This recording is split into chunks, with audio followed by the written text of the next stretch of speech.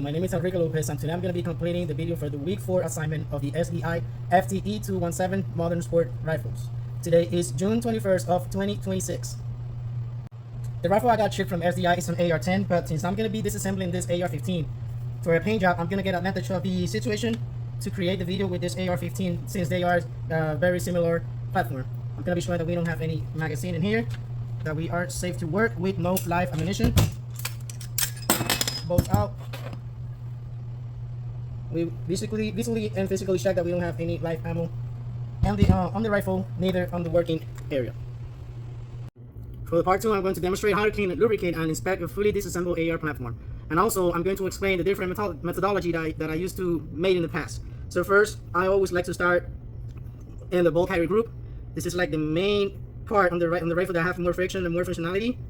So I always disassemble the ball carrier the ball carrier group, and I like to clean up all this area because it's the ones that have most carbon pushback, and also this area I'm looking for having not built up carbon that is stick on the part.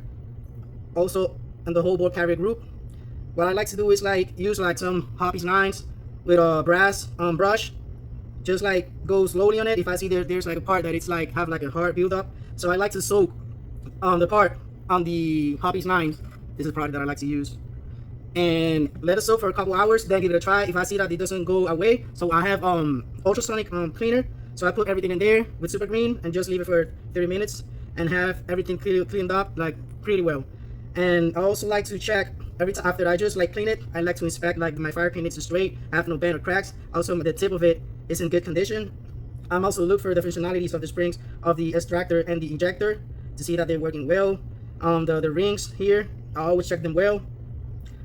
Also, I'll fully inspect the ball carrier that is in good condition, it's not cracked.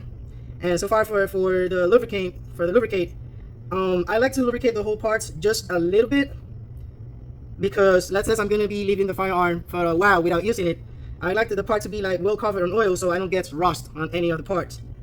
So then I move to the chamber of the barrel. I like to clean it like well with a brass brush. And after I clean it up, I like to inspect like all my teeth. They are square, they don't have any cracks or any damage. And the method that I use the rod, and I go through the chamber onto the front of the muzzle device, from the breech to the muzzle device.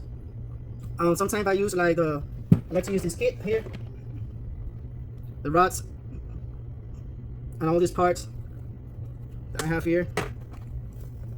After I use this, I like to also use a brush. Sometimes I use a snake bore to clean it up. If I don't give it like a hard use, let's say I went to the range and I just did like maybe 50 rounds, then I use the snake bore. If not, I like to use this kind of products because they do like a deep cleaner, like a deep clean. So far, this part here from the gas tube, I like to give it a well clean up since this gets a lot of the gas from the cartridge, and I always inspect it that it's in good condition. Charging handle, I give it a well clean up with the same product with the hobbies lines, and then I just give it like a well lubricate on top and a little bit in this channel here. For the upper receiver, I like to clean the whole thing on the inside because a lot of the gas that comes through the gas tube, it just push back the ball carrier group. It's always built a lot of carbon, so I like to clean all this well and lubricate it. So because it's having a lot of movement, I need it to be like well lubricated, so for the friction it doesn't wear or damage any of the parts. For smart parts like in the trigger, I also like to clean it up with a nylon brush and then just go lightly lubricate. I know this part doesn't have to be lubricated, but just to give it like a layer of protection against the rust, I like to lubricate this part here, so like the hammer and the trigger. And then for the lower receiver, basically, if I disassemble the whole thing, I just use like a nylon brush around inside of here, and then wipe it out. I don't lubricate this area since they don't need any lubrication. For the springs, like the buffer spring, I do like to lubricate it once every year, so it will, and I believe it will give you a better functionality, and also it will make the part like long laster.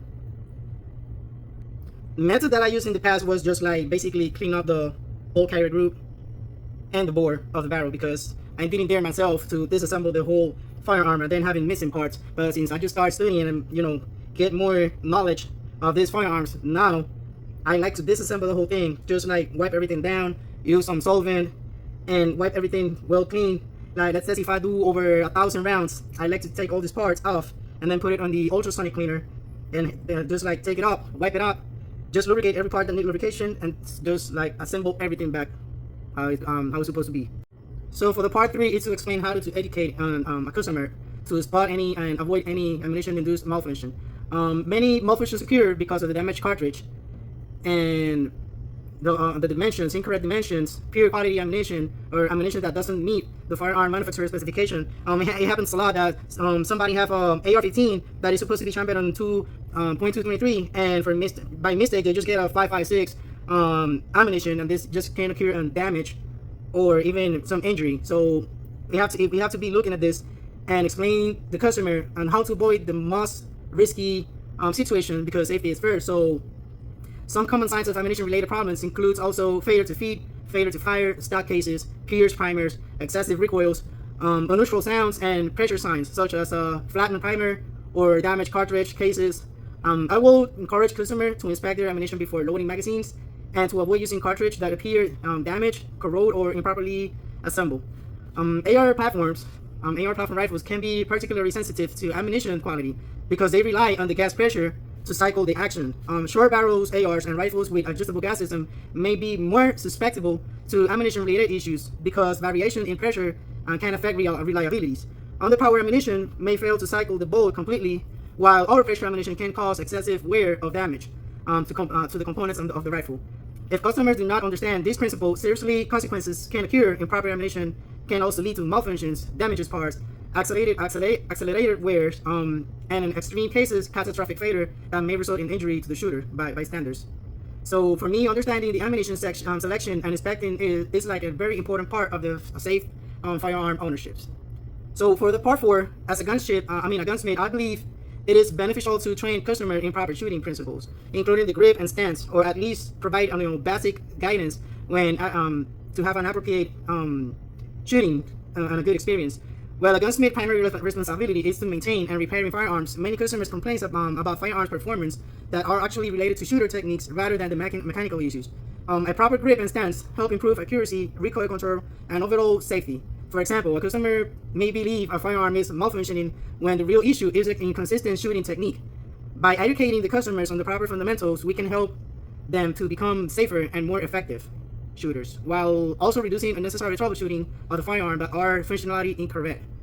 So for the part 5, a gunsmith should understand how both the firearms and the accessories interact before making any modification. Understanding firearms and accessories operation before installing any accessories is extremely important because accessories can affect the firearm's function, reliability, balance, and safety. So one example will be installing a muzzle device such as compensator or suppressor mount. If the device is installed incorrectly or is not properly aligned, it could cause accuracy problems, even results in a projectile striking the accessory. So for me, by understanding both of the firearms and the accessories before installation, a gunsmith can ensure reliability operation, maintain safety, and provide the customer with a properly functioning firearm that meets their intended needs. This is all for this video. Thank you for watching. See you in the next time.